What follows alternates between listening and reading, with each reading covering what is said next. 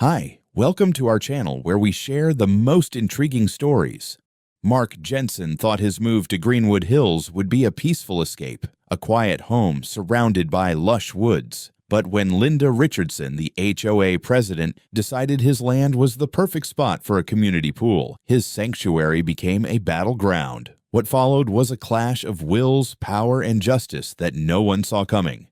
Mark Jensen, a 42-year-old architect with a passion for eco-friendly designs, was finally living his dream. After years of working long hours in Chicago, he sought a slower, more peaceful pace of life. That dream led him to Greenwood Hills, a prestigious suburb outside Atlanta, Georgia, known for its tree-lined streets, spacious properties, and impeccably maintained homes. Mark's new house sat on a sprawling 3-acre lot, a haven surrounded by towering trees, a gently bubbling creek, and a lush meadow at its heart. It was his sanctuary, a place where he could immerse himself in nature and escape the relentless demands of urban life. The day Mark moved in, he barely had time to unpack before his first visitor arrived. Linda Richardson, the president of Greenwood Hills HOA, introduced herself with a broad smile that didn't quite reach her eyes. Linda, a woman in her early 50s with a sharp, commanding presence, wasted no time in presenting Mark with a thick binder of rules and regulations.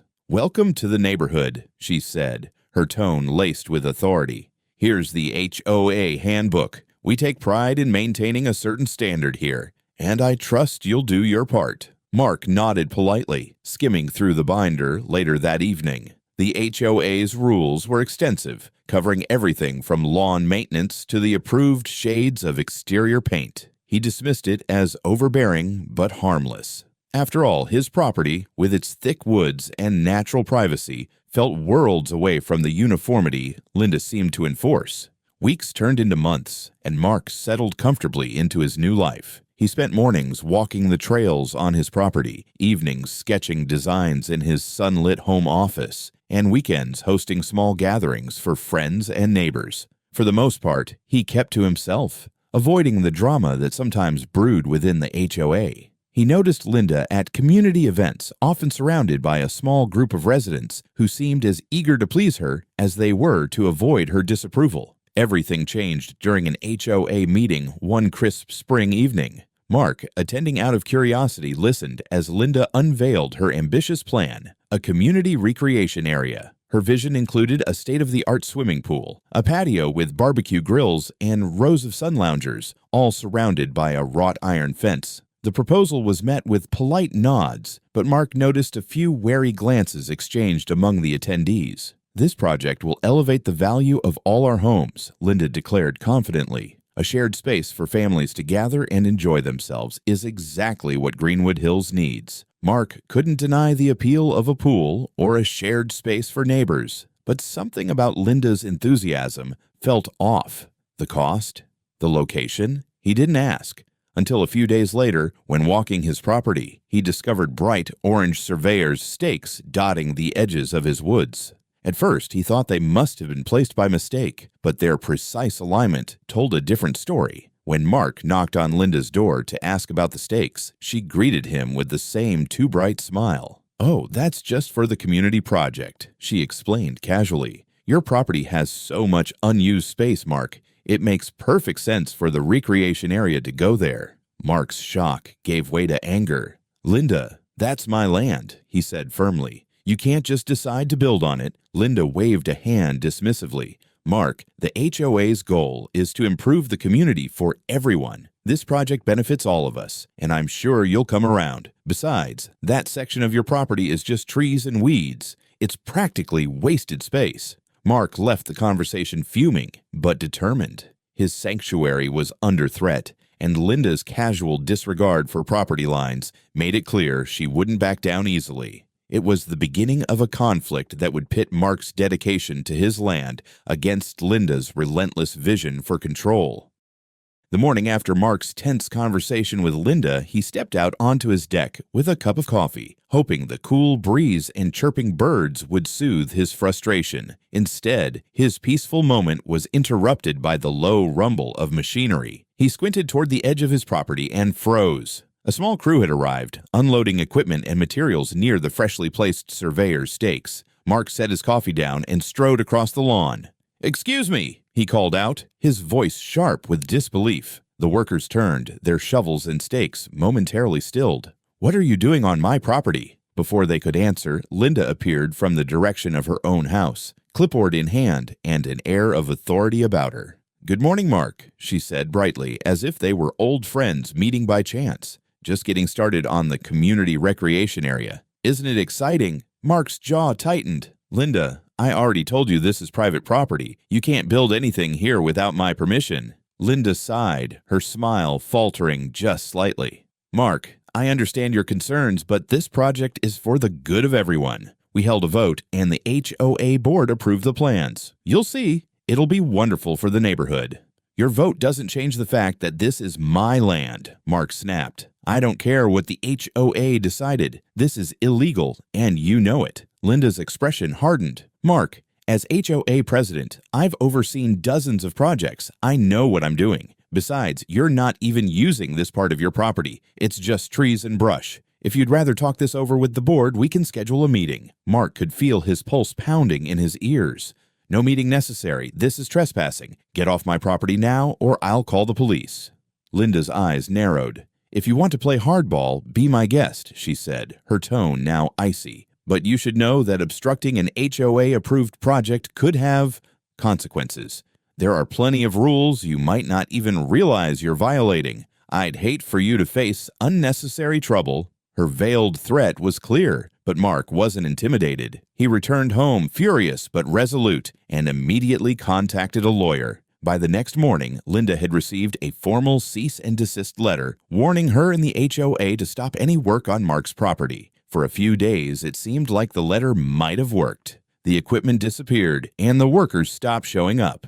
Mark felt a flicker of hope that the matter had been resolved, but that hope was shattered the following weekend. While he was visiting family out of town, a neighbor sent him a text message. "Hey Mark, what's going on with all the construction at your place?" Panicking, Mark accessed the live feed from his newly installed security cameras. His heart sank as he saw what was happening. Bulldozers were clearing trees and workers were leveling the ground. A massive concrete foundation was being poured right in the middle of his woods. Mark immediately called the police, but by the time they arrived, the damage was done. Linda had left the scene, refusing to answer her door when questioned by the officers. The workers claimed they were just following orders, and without Linda's direct cooperation, the police could do little more than document the incident. Returning home the next day, Mark stood at the edge of his now scarred property, staring at the freshly poured foundation. His once pristine woods were littered with uprooted trees and debris. He clenched his fists, anger and frustration boiling over. Linda's audacity was beyond belief.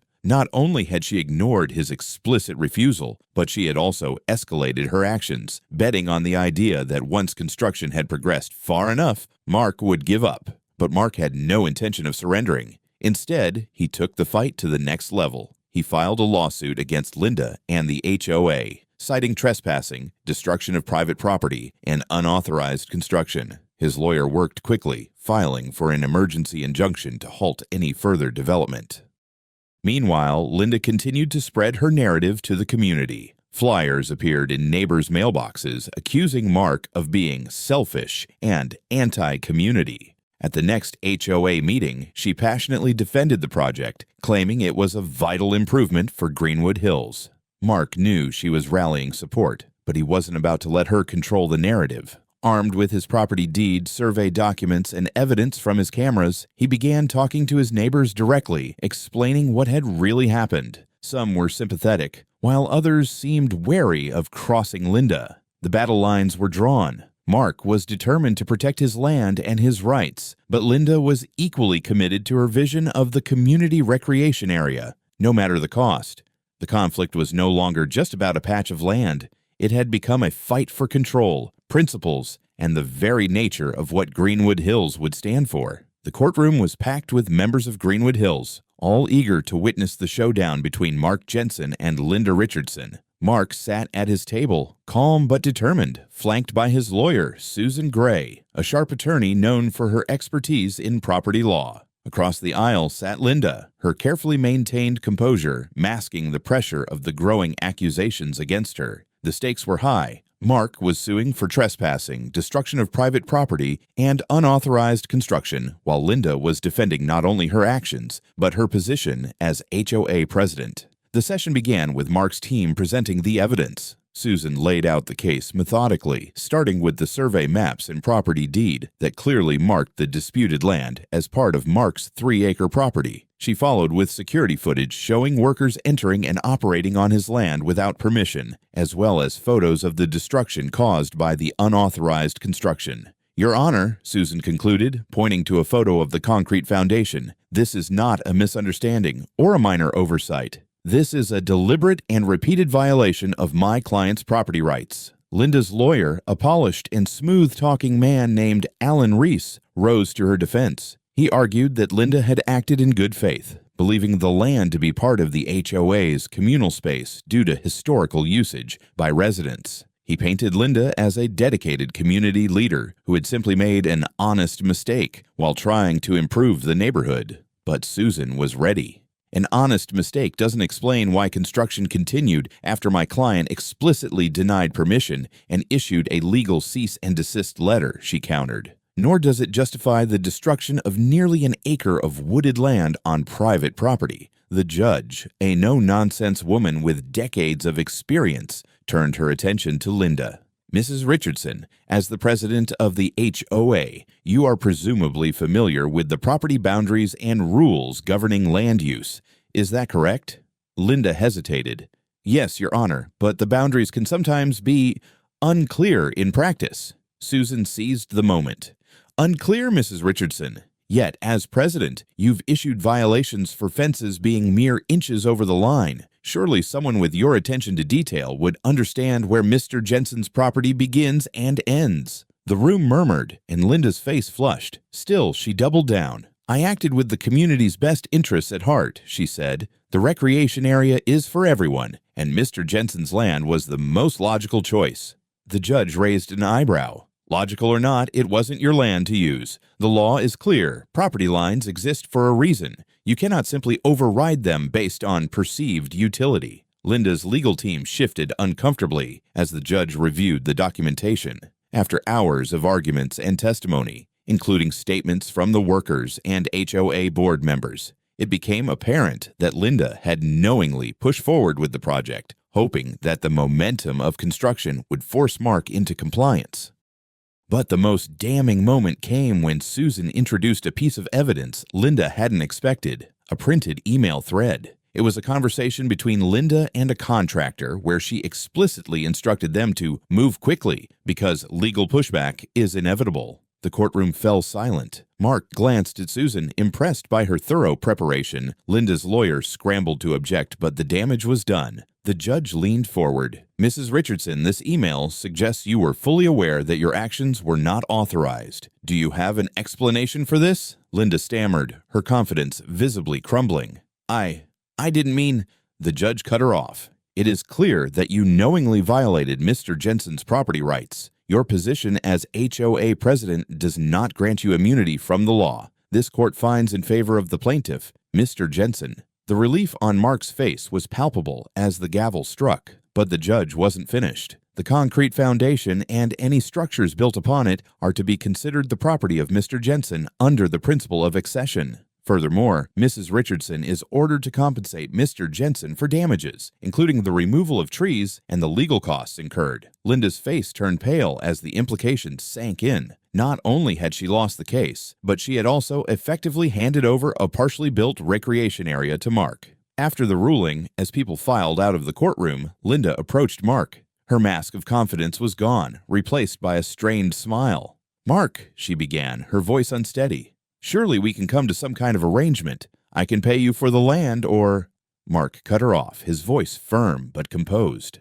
"Linda, you didn't respect my rights, my land, or the law. This isn't just about compensation, it's about accountability. Actions have consequences." Linda left in silence, her shoulders slumped. Meanwhile, Mark stood outside the courthouse, the weight of the victory settling in. It wasn't just a win for him, it was a statement against the misuse of authority and a declaration that even the most determined power plays could not override justice. In the weeks following the court's decision, the fallout from Linda's actions reverberated throughout Greenwood Hills. The residents, who had largely trusted Linda's leadership, were stunned by the revelations that came to light during the trial. Not only had Linda overstepped her authority, but her blatant disregard for property rights and the law left many questioning how far she had gone in other aspects of HOA management. Linda's reputation as a meticulous, dedicated leader crumbled overnight. Once the ruling was final, she was forced to comply with the court order, which included paying Mark for the damages she caused. The settlement was steep.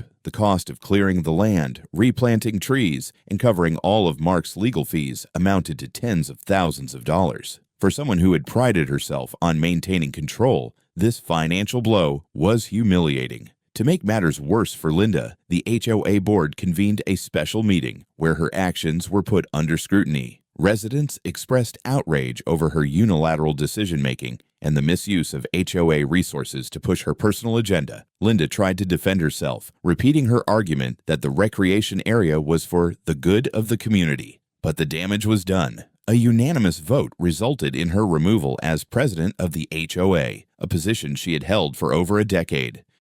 For Mark, the resolution brought both relief and a sense of justice. The partially built recreation area on his property, once a symbol of Linda's audacity, was now his to repurpose. While he could have easily torn down the foundation, Mark saw an opportunity to create something meaningful. After consulting with landscapers and architects, he began transforming the space into his own private retreat, a garden with native plants, a patio with a fire pit, and even a small reflecting pool. The community, meanwhile, began a period of self-reflection. The HOA board introduced reforms, ensuring that any major decisions required approval from multiple board members and transparent communication with all residents. Linda's misuse of authority became a cautionary tale, and the new board emphasized collaboration and fairness over unilateral rule. As the dust settled, Linda's presence in Greenwood Hills became increasingly rare. Unable to regain the respect of her neighbors, she quietly put her house on the market. Though she initially listed it at a high price, months passed without any serious offers. The stigma of her legal battle with Mark lingered, and she eventually sold the house at a significant loss. For Mark, however, the experience marked a turning point. The scars on his land had begun to heal, and so had his sense of peace. He often walked through the garden he had built on the disputed land, taking satisfaction in knowing he had stood firm against injustice. What had once been a site of conflict was now a place of tranquility, a reminder that even the most challenging battles could lead to new beginnings. In the months that followed the court ruling, Greenwood Hills began to shift toward a healthier and more transparent community. With Linda Richardson removed from her role as HOA president, a new leadership team took over, led by a retired school principal named Diane Carter. Unlike Linda, Diane prioritized collaboration and inclusivity, vowing to restore trust and fairness within the neighborhood.